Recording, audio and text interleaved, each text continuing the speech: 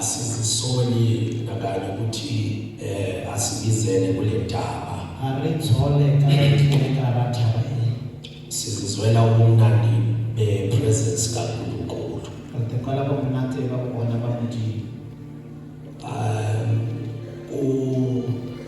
Nento lebizwa ukuthi ama-encounter.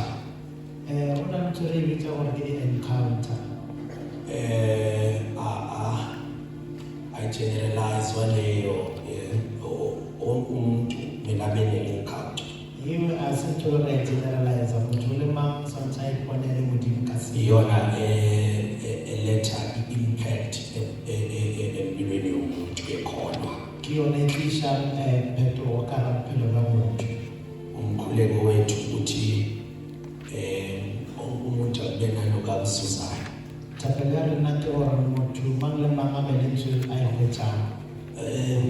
Kunalo ngizolo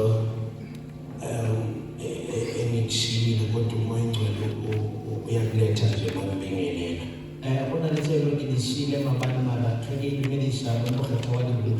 Upoli naka maphambi kuka-Agrippa enikezwa ithuba lokuthi akazikhulumele akazifakazele.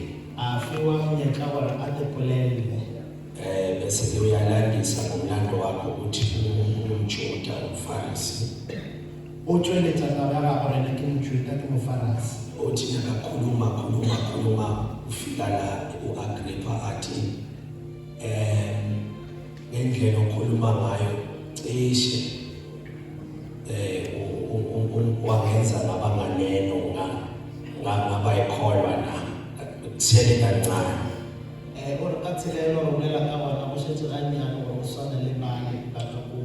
Isathi ukubona noma kukancane noma kubonakala kukude.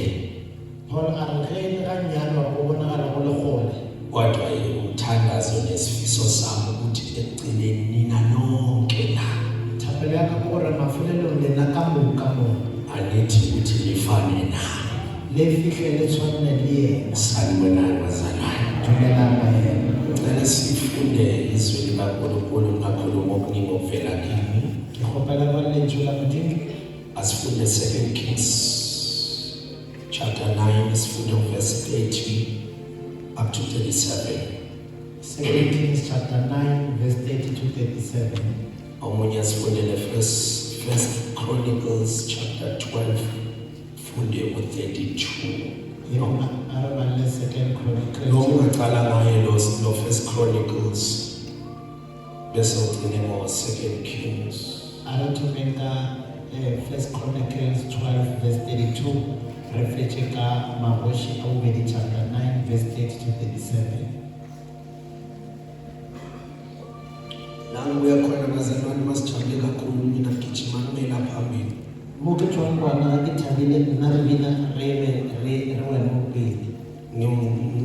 Ngiyilida yabo bashiye lapha ngizomanje ngoba ngimela. Bese nithi shapa Jesu shapa. Bese ugogo wakhona nabomkhulu wakhona nabantu abasha bakhona ngesande esikhulu bayasukuma bakhahlele bathi shapa. Ngemsho lami uyakhona shapa Jesu shapa. Hayi bathi hayi kule uvela khona hayi sicela ukukhuza lo moya kaHayila. Sicela ukukhuza kodwa nithi hayi shapa Jesu shapa. Shapa Jesu shapa. Hallelujah. Asifunde bazalwane.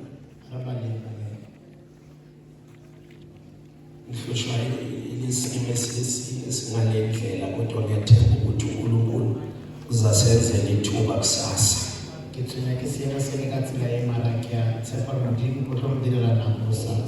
Ngizama ukubamba isidima sendlu chemeni.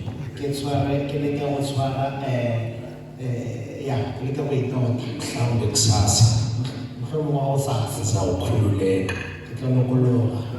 Nathi siyakwazi ukukhululeka ebukhoneni benkosi.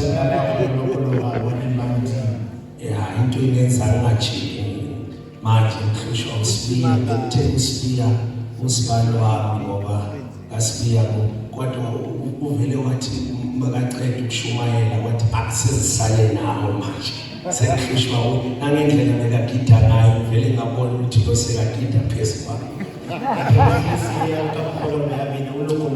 Asifunde ke bazalwane encwadi ka-1 Chronicles chapter 12 from verse 32. yawo 32 Kubantwana bakwa-Isakare ngabazi ukuqonda izikhathi ukuba bazi okufanele ukwenziwa ku-Israyeli. Izinhlobo zabo zazingamakhulu amabili, bonke abafowabo babaleka izwi labo. esinye isimo mhlawumbe siyisimane. From the tribe of Issachar, there were 200 leaders at the time. With their relatives, all these men understood the signs of the times and knew the best course for Israel to take.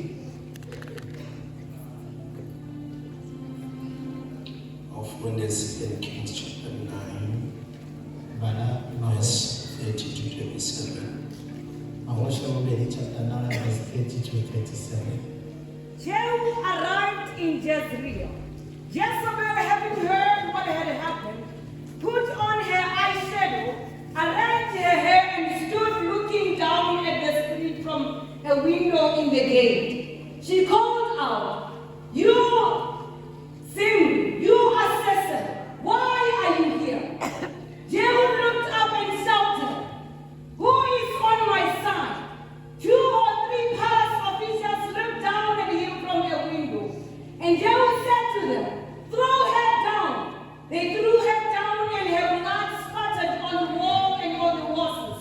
Jehu drove his horses and chariot over her body, entered the palace and had a meal. Only then did he say, "Take that cursed woman and bury her. After all, she is the king's daughter." But the men who went out to bury her found nothing except her skull and the bones of her hands and feet. When they reported this to Jehu, he said, "This is what the Lord said would happen when he spoke through his servant Elijah. Dogs will eat Jezebel's body in the territory of Jezreel. Her remains will be scattered there like dung, so that no one will be able to identify it." Asithandazi. Ngiyamethemba, oh ngiyamethemba,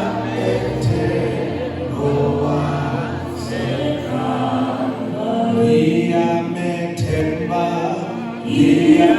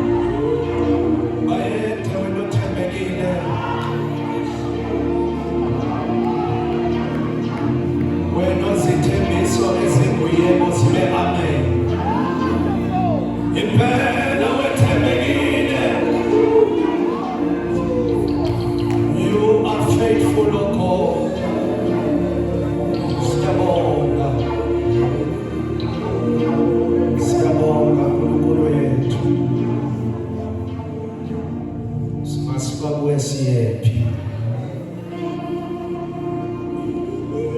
Thank you Jesus. Usise ukufunda kwezwi lakho usebenzise kulo mzuzwana wenzele kuhle begama lakho manje naphakade. Amen. Our time, nako ya rena, the gospel revolution in our time. evangeli itlisha phetogo ka nako tla rena. Ngoba zonke ngekukhubeka zonke cela uva umbambele then ngizokunike isign esesivale. Ya kopa o tshwanetse ke tla go Ufisa nathi abanye attention yawo umuntu. fisa attention ya batho fa For ibamba nje ikeyboard. ngo tshwanetse. Amen. uNkulunkulu la kule nkonzo esiphuma kuyo ukhulume indaba yokuthi kumele si advance njengebandla we need to make a turn amanye umusho instead of ukuthi break camp athi make a turn and move forward. Tirelo tswa ka yona modimo o bolela taba ya gore le tswele pele o mongwe ka gore re sa re ka mpa re make a turn re tswela pele. I-comfort zone inobungozi bayo endleleni kaNkulunkulu noma ey'ntweni zikaNkulunkulu. Comfort zone ena bokotsi ba yona dilong tsa modimo. iyakudala ukungakhuli spiritual. Comfort zone ena gore motho a se ka gola semoyeng. Yenze nakwamanye ama-area kungabi ne-growth. E dira gore le di-area tse dingwe go se ka ba le go gola. Idale i-stagnation, E tlhole go se tswele pele, izinto zingahambi. dilo di seke di a tswela pele. Kodwa kunephuzu engifuna ukulenza isingeniso sale message engifuna ukuba silamukele.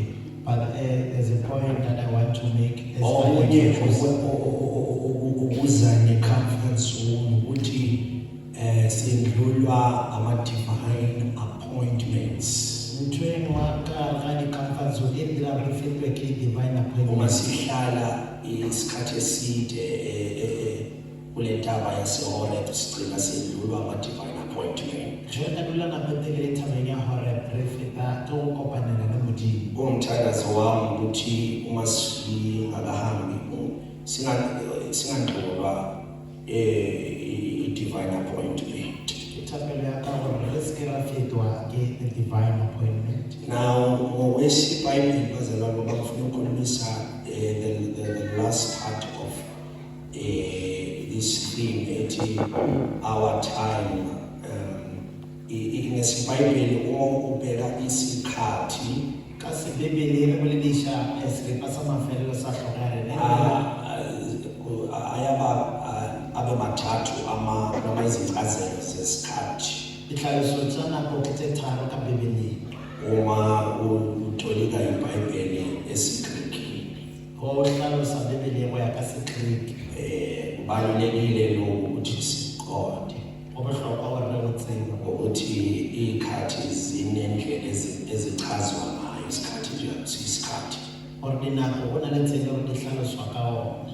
Mhlawumbe senze lokhu incwadi esiyifundile incwadi ka-First Chronicles chapter 12 Buku e re badileng ya 1 Chronicles 12 le 22 incwadi esiyijwayele kakhulu ngamadodana ka-Isaka. 32 ke temanelo re a tsebo ya baba ba Isaka. Who understood times and knew what Israel should do, what Israel should do. Ba e le gore ba kwešiša nako le gore Israel o se tlhomelo ra dire eng. Bebangayiqondi nje iy'nkathi kodwa eqondeni baphinde futhi bebeqonda lokhu u-Israyeli amele akwenze. Le ba sa kwešiše dinako fela mara ba kwešiša le seo Israel e tshwanetse se dire. Ngoba ukuqonda iy'khathi bazalwane kusinika i-dominion. Ka gore go lemoga dinako go re fa maatla. Amagunya uma isikhathi ungasi-understandi kuyenzeka ube mncane endabeni yamagunya. Go sa kwešiše nako wa dira gore o be monnyane mo charge. o feletša go sa kgone go tšea Kanti karolo. uku-understand isikhathi kunika i-dominion and places you in charge. Go kwešiša dinako go fa maatla le gore o laole. Now, incwadi ka-Ecclesiastes chapter number 3 usitshela ukuthi kunenkathi noma yonke into inesikhathi sayo, a season and a time for every purpose. Can we say every purpose? Lisifundisa le ncwadi ukuthi kahle kahle asikho isikhathi esingenayo i-purpose. Buku ya Mmoledi e ruta gore ga gona nako e le gore ga ena morero. Ungamane wenzeke ukuthi ugejwe i-purpose. Angazi ukuthi amazwa right now. Kodwa ukugejwa icebo kuyakwenza ukuthi ugejwe isizini. Go fetiwa ke morero wa dira go fetwe ke setlha. Ngoba isizini ne-purpose kumele zishade, kumele zihambelane. Ka gore morero le setlha tshwanetse di tsamaisane le So nyaka. amadodana ka-Isaka bebeqonda iy'khathi baqonda namasizini. Kanti barwa ba Isakare ba kwešiša dinako le ditlha. Okusho ukuthi eqondeni kwabo bebevele sebazi ukuthi lesi sikhathi sidingani. Mo kwešišeng ga bona ba tseba gore nako e re ka ga yona e hloka eng. Okusho ukuthi baza into ebaluleke kakhulu ile nto ebizwa ukuthi alignment. Ntho e bohlokwa e le gore ya hlokega ke alignment. One needs to align with purpose Ye mongwe a tshwanetse a align le morero ukuze akwazi ku-aligna nesizini. gore a tlo kgona go lebana le setlha sa gagwe. Ngiphinde le Ene ke bolele gape, uqondana necebo to know purpose, ukwenza uqondane nesizini. it makes you to know your season. Now amadodana ka-Isaka bebeqonda isikhathi, Na barwa ba Isakare e be ba kwešiša dinako, baphinde bazi ukuthi u-Israyeli kumele enzeni. ba tsebe le gore Israele tshwanetse gore a dire eng. Now njengoba ngishilo ukuthi ngokwesibhayibheli isikhathi singachazwa kathathu, kodwa ngizomane ngithathela incazelo ezimbili sigijime nje ngifuna ngisheshana. Ka ge ke hlalositše gore nako re ka e hlalosa ka tharo mara ke tlo no tšea ditlhaloso tše pedi. Kunesikhathi esibizwa ngokuthi i-chronos. Go na le nako e bitswago ke Chronos. I-chronos ilesi sikhathi sewashi, Ke nako e ya watch. isikhathi okwazi ukusikala, is measurable. Ke nako e le gore o kgona go e kala, Amaviki, amaminiti, ama-hour. dibeke, diura le metsotso.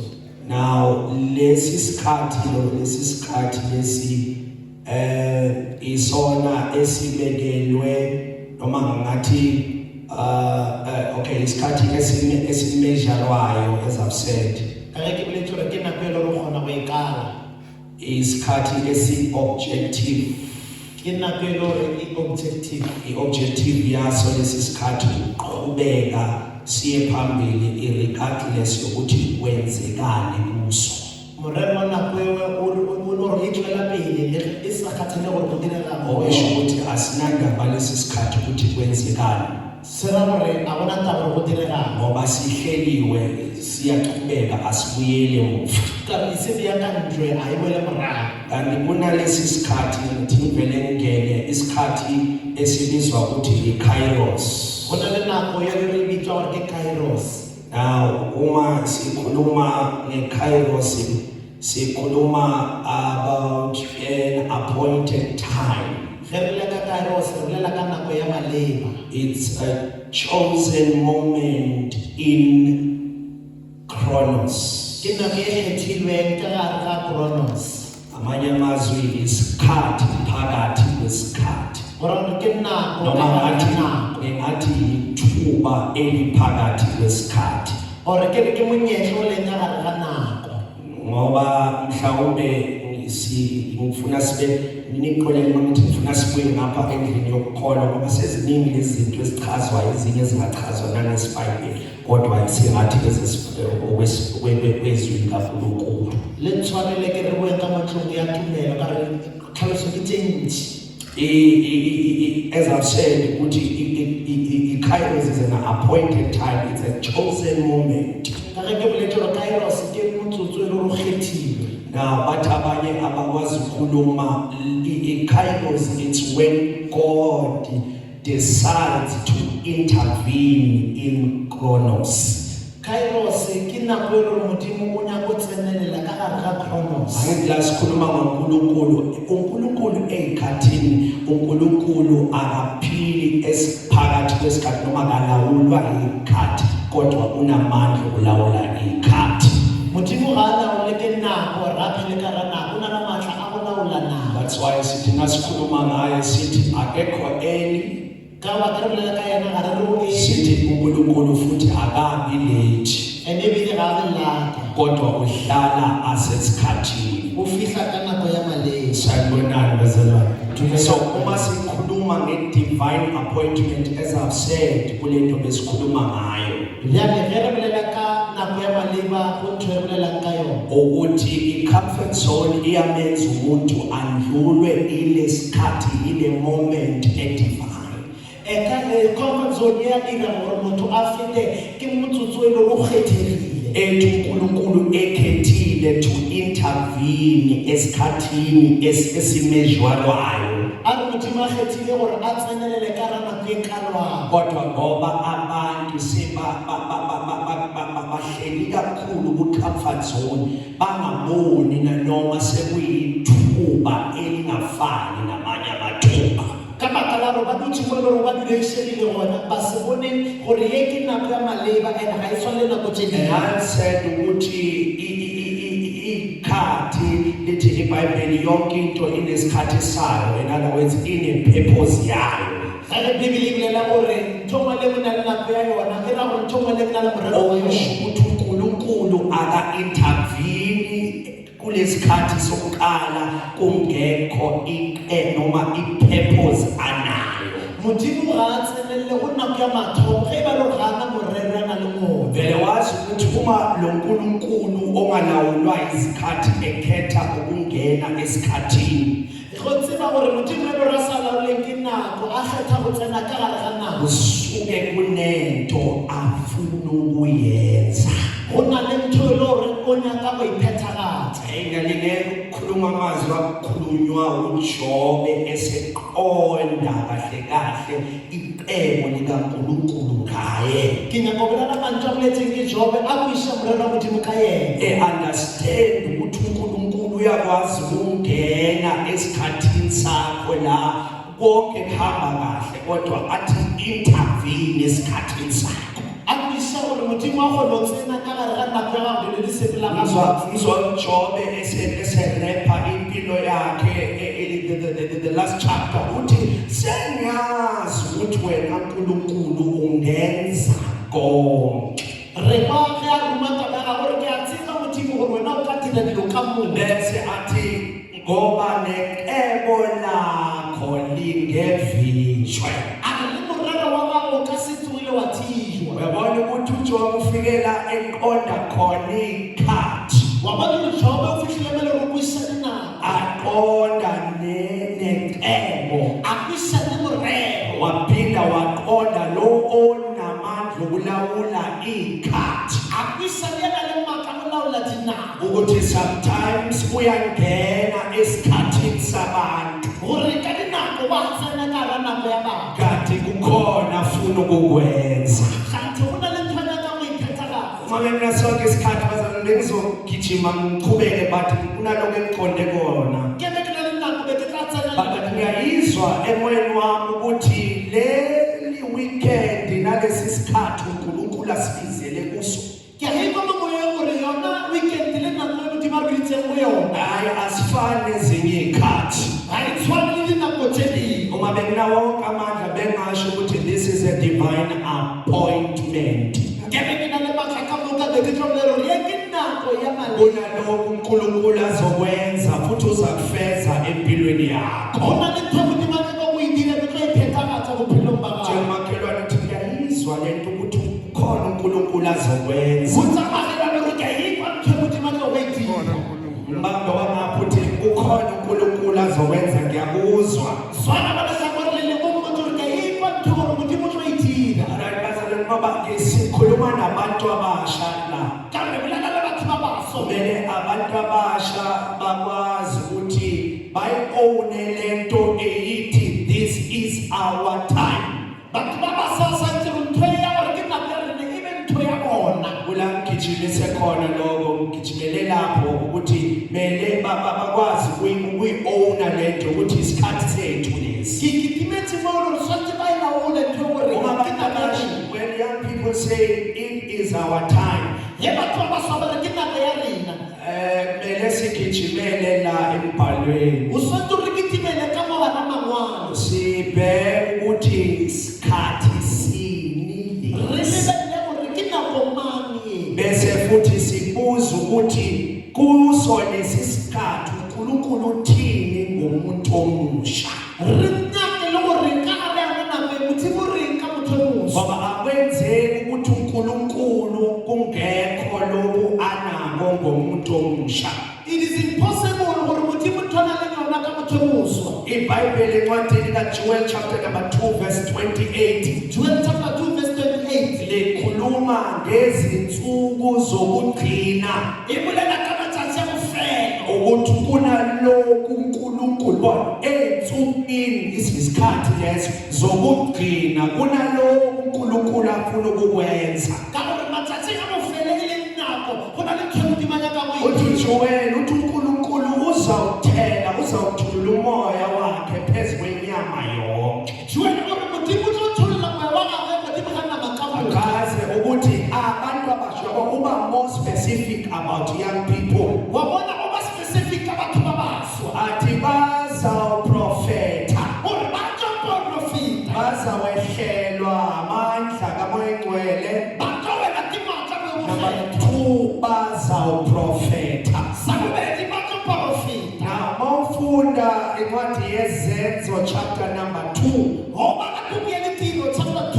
ngoba already sesizwile la kukhulunywa ngomuntu omusha odinga uku-owna isikhathi lesi esibizwa ukuthi isikhathi sethu. Kanti kwile gore motho o moswa santse a laole nako e le gore ke nako ya rena. Lithi iBhayibheli ilanga lePentecost lagcwaliswa Lithuta Modimo le re ka tsatsi la Pentecost ba tlatsa. njengoba be-celebrate noma be-observa iPentecost. Ke ba celebrate ba observe Pentecost. Eselithi iBhayibheli igcwala uPetro, Lithuta Modimo le re le kwala Petro. abantu begxeka lokhu abakuzwayo in the upper room.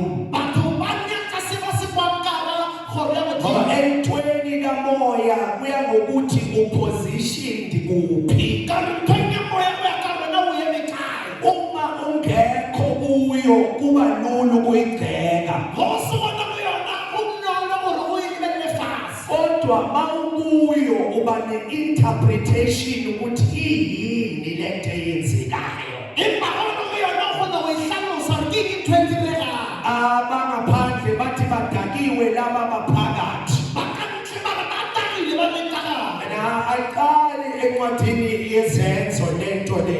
And ntho a e thome ka ra boteng tiro. Iyenzeka nasekhathini lesi esikuzo.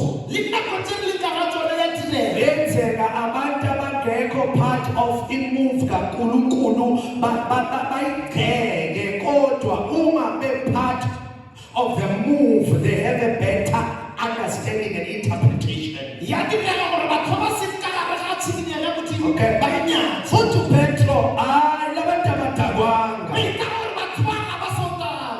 Uthi lokho kwenzekayo enikuzwayo, Gore se le se banang le se kwang. uthi lokhu kwaprofethwa Gore se se ile sa profitwa. ngumprofethi uJoel Ke moprofita Joel. ukuthi ezinsukwini zokugcina Gore matsatsing a bofelo. uNkulunkulu uzawuthulula umoya oyingcwele Modimo o tlo tsholola mo mokgethwa. phezu kwenyama yonke. Godimo ga nama ka moka. Petro has got an interpretation. Peter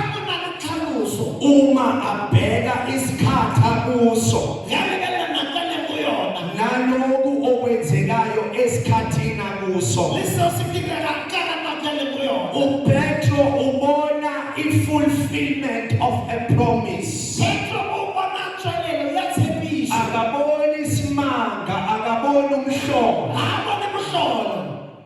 Sanibonani bazalwane. Dumelang baye. UPetro akaboni umhlolo kodwa ubona a fulfillment of the promise. Petro ha bone mohlolo mara o bona go tswelela ka setshepiso. Okusho ukuthi into ezawenza ukuthi umuntu omusha aone lesi sikhathi lesi. Ntho e tlo go dira motho o moswa gore a laole nako e. Ukuthi aqonde ukuthi kuthiweni ngaye kulesi sikhathi. O swantse a kwese gore o ile wa reng ka yena. Okusho ukuthi uPetro wayezama ukubatshela laba bantu Seo se ra gore Petro be a leka go ba botsa batho ba. ukuthi lo enikubonayo kwenzeka Gore se ke se bonang se direga. uNkulunkulu ekhethe ukufitha esikhathini sabantu. Ke Modimo a kgethile go tsena ka hara nako ya batho. Sanibonani bazalwane. Dumelang baye. Ensukwini zokugcina uNkulunkulu udale ithuba, udale a special moment Ka hara matsatsi a bofelo Modimo o dirile monyetla. ukuthi in this divine moment Gore ka yona nako e. abena abantu abazovuka bevuswa amandla kamoya oyingcwele. Abuya bathwele ba tlo tsoga ba tsoswa ke maaka a bogelo. Bengizosho nje kafushane umuntu omusha singakahlukani Be ke tla bolela ka boripana le sewarogang. ukuthi into ezasenza ukuba sibe radical kulesi sikhathi esikuso Ntho e tlo gore dira gore re be radical ka hara nako e. ingoba asifani nesinye isikhathi, but it is a divine moment. uNkulunkulu akhethe uku-invade isikhathi sabantu. Ka gore a se nako e tshwanang le ya nngwe, ke nako e Modimo a e kgethileng go tsena nakong ya batho. Ngibonile into ehamba nokuba divine. Ke bone ntho e le gore e tsamaya le go ba divine. Into edivine awazi ukuyichaza ngengqondo yakho Ntho e divine o ka se e hlalose ka monagano wa ngoba gago. usuke wenza amandla kaNkulunkulu kungenzi amandla abantu. Ka gore o šoma maaka a Modimo e seng maaka a batho. Bengifuna ukutshela umuntu omusha namhlanje ntambama Be ke nyaka go botsa motho o moswa le go mothapang. ukuthi lezi nsuku esiphila kuzo Matsatsi a re phelang go ona. uNkulunkulu ukhethile ukuba angene kuzo. Ewungangena kuzo kanti ubheke wena, ubheke impilo yakho.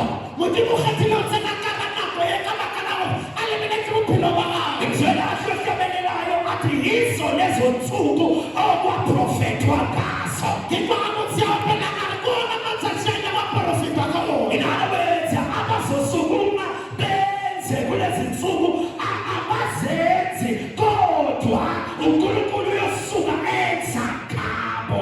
Balolo ba tlo lebelela badire, ba tlo ba sa itiri, mara le Modimo a dira ka bona. Bayamangala bekhuluma kuzwe abantu befakaza bathi the day ukhuluma kunento engizwe isuka kimi kanti bebangasazenzisi benziswa uNkulunkulu okhethe ukungena esikhathini. Ba tlo makala ge batho ba le ka nako ya go baka, go na le ntho e ke e kweleng. Gante ba dirisiwa ke Modimo ya tseneng ka hara nako. Bebekele bamakhelwane ukuthi this is our time. Tshwana magana gore ke nako ya rena e. Bamakhelwane babelofa ukuthi this is our time. Motshwane ka maka gore ke nako ya rena e. Yabona-ke uma kuyisikhathi sakho Wa bona re le nako ya gago. akunasathane ongamelana nawe. Ga gona Satane a ka emelang kgatlhanong le wena. Noma banga-understand Yena batho ba ka se kwisise. kodwa lokhetha uku-intervene esikhathini. Mara ya kgethile go tsenela ka hara nako. Uyena okunikeza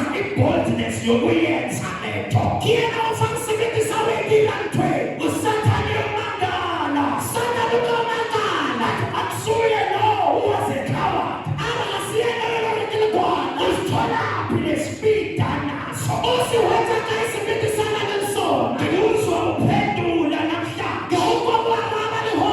Uthi it's not by mighty, it's not by power, Gore ga se ka maatla, ebile ga se ka matla. it's not by intelligence,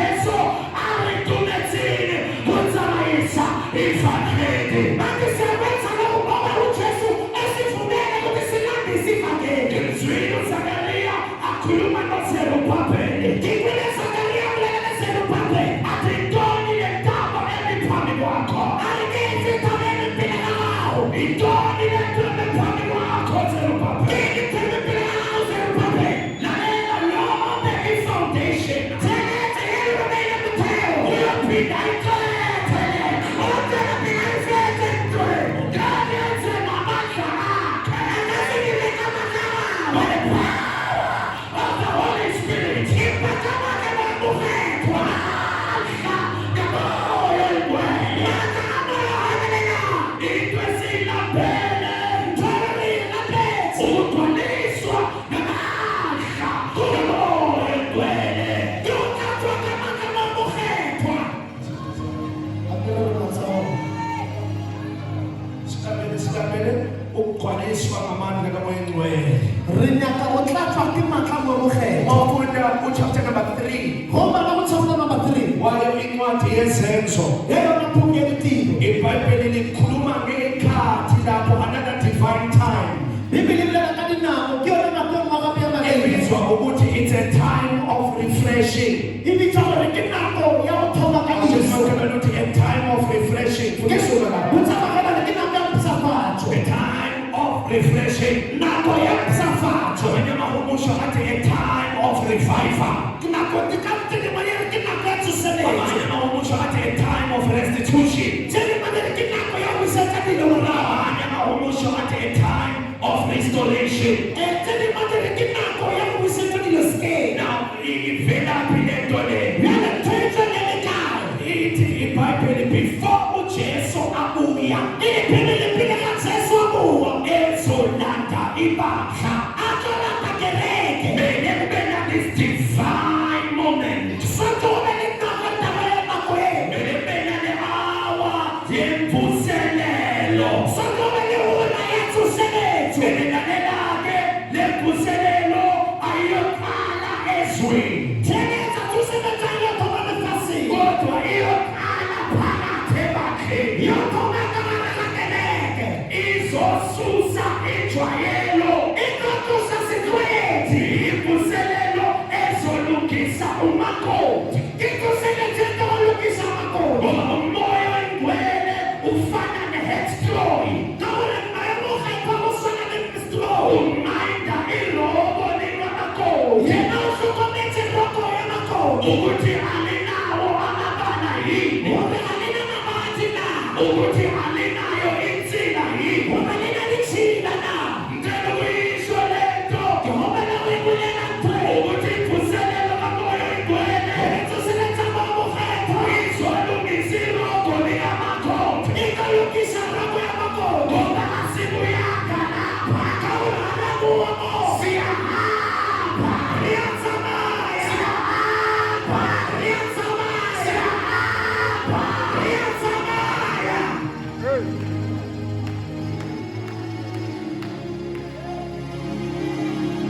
Bene ley'khathi zemvuselelo. Santse go be le dinako tsa tsoseletso.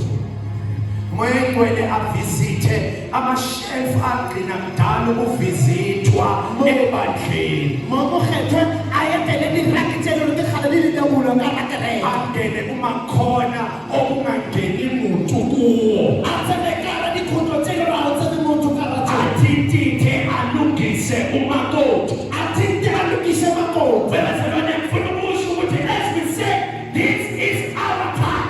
Kereke nako re bolela ka lereke ke nako ya It's rena. not an ordinary time. Ga e nako e le tshwana le tse dingwe dinako. But isikhathi Empa ke nako. la kubuyiselwa amandla kumakoti. Ba gore go busetsa maatla go makoti. Kubuyiselwa amagunya ebandleni. Go busetswa ditoka godimo ga kereke. Njengoba nothi kubuyiselwa amagunya. Go tlabagelwa le gore we are restoring authority. Ke tlo tloga go Kubuyiselwa amagunya. go busetswa ditoka. Number 2, kuphenjwa the house. Kupurifywa indlu. Go ntšhafatsa le go hlwekisa ntlo. Le mvuselelo izobuya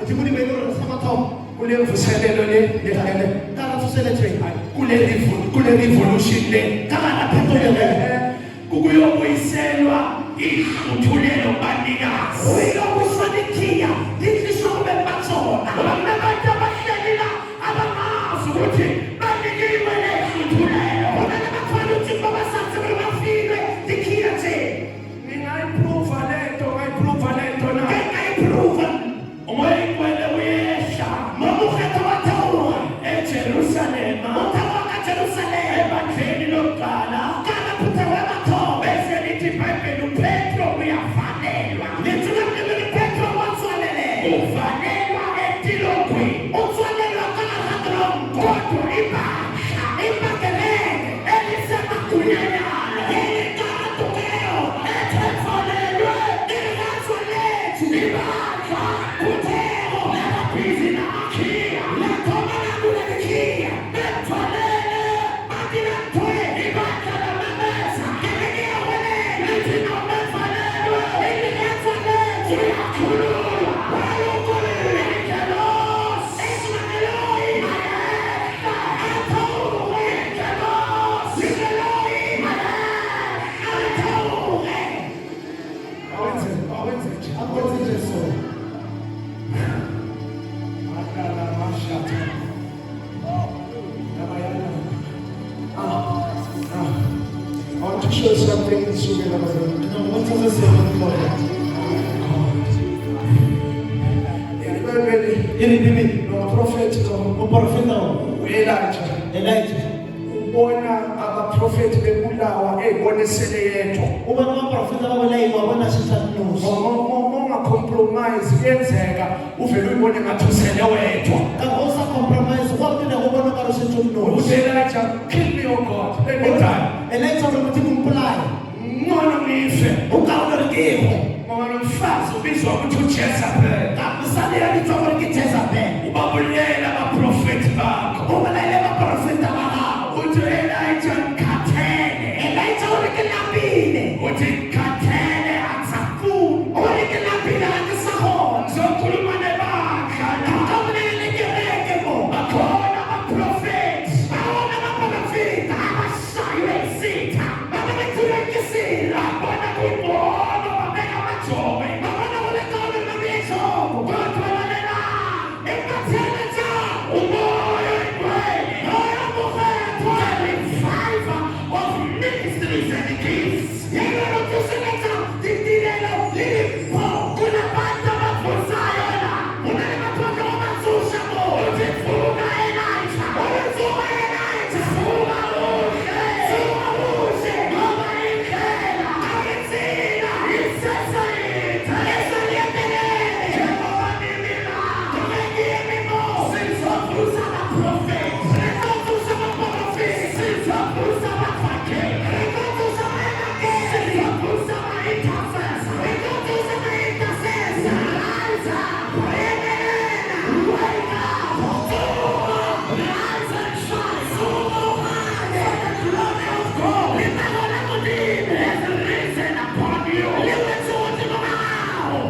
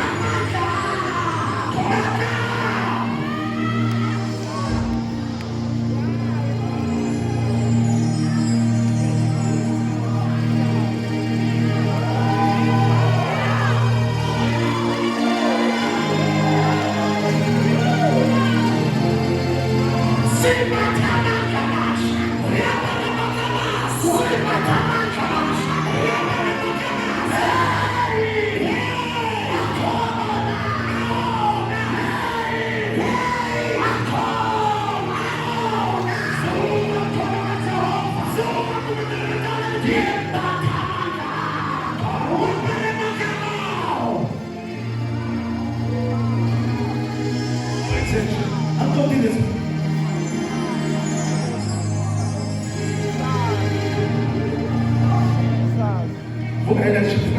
Tsuha energy, tsuha. Yekela lento yokuthi usele wedwa Tsuha na power sa tsunosi. who told you Ke mabuditse.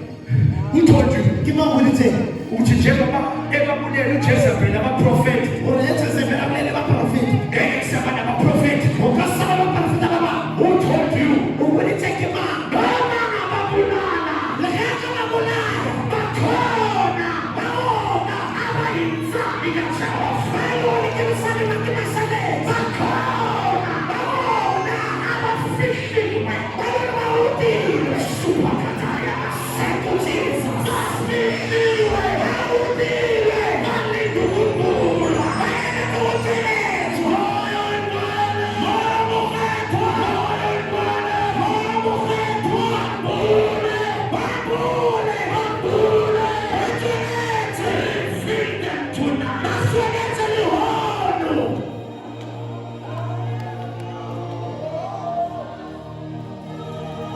Kana kuri abantu Ke gopela batho ba bararo. ngiyavana. Ke a tshwanela. Ngiyavana. Vukuhle. Vukuhle. Tsoga ohle. Uhamba olude. Leeto le sa le letelele. Vuka back to God. Tsoga back to God. Zimbedle ezinye. Zimbedla tse ding. Vuka, vuka, vuka. Tsoga, tsoga, tsoga. Silwane sihamba ngamathenda. Uphofola vuka letele. Vuka, vuka.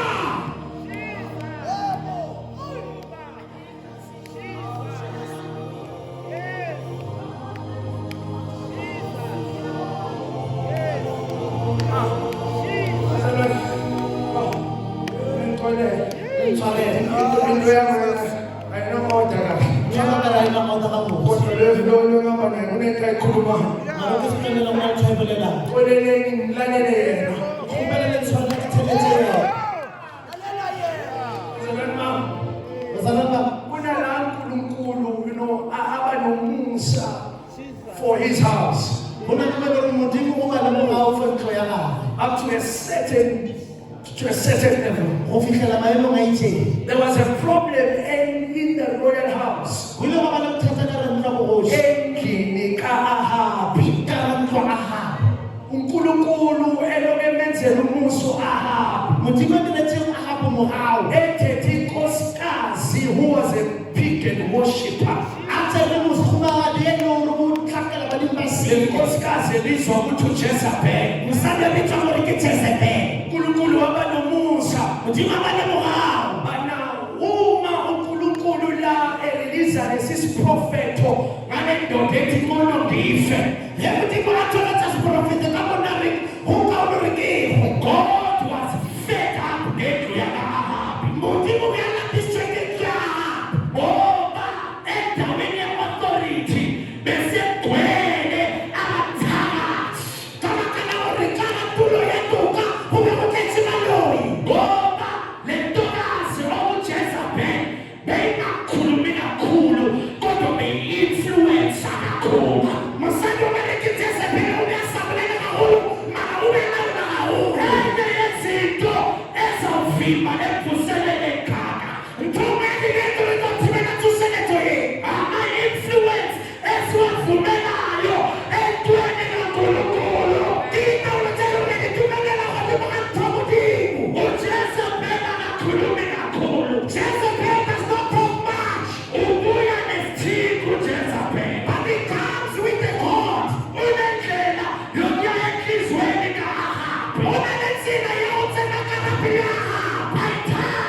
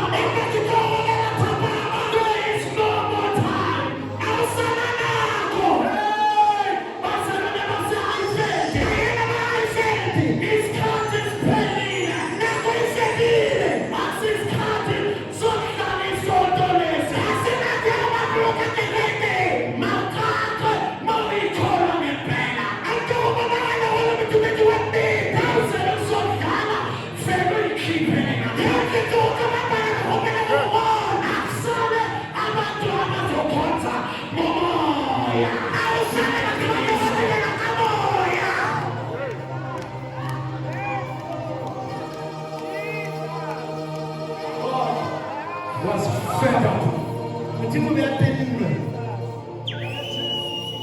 aibo wathi lalela tshelethi wena ndoda othi siphelile isikhathi sakho wena o reng nako ya e fedile wena othi you are exhausted wena o reng o lapile ofuna ukusukela i-purpose kanti mina ngisesebisisi o nyaka o tlogela morero gante nna ke sa ka ra sehle wathi vuka a re tsoga uyogcoba Haziyeli o tlotsa Haziyeli abe inkosi abe kgosi namahashiya ugcobe nojehu o tlotse le Jehu umgcobe abe inkosi o mo tlotsa abe kgosi bese uya kulo uyelisha o ya go yo Elisa bese naye uyamgcoba uzothatha enyaweni zakhe le yena o tlotse na ka la ka mpa lento ayiphelile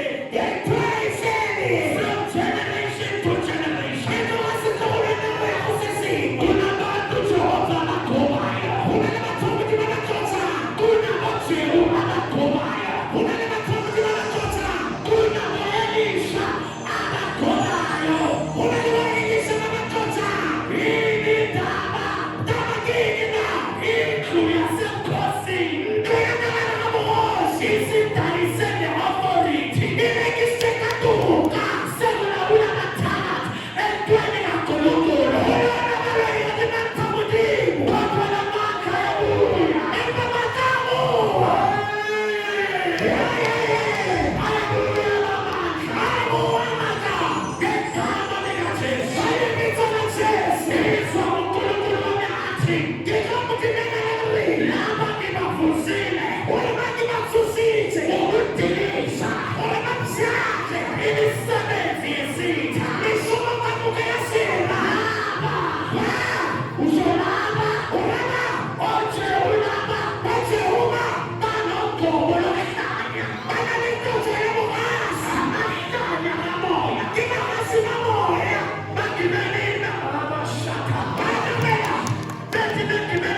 Hallelujah.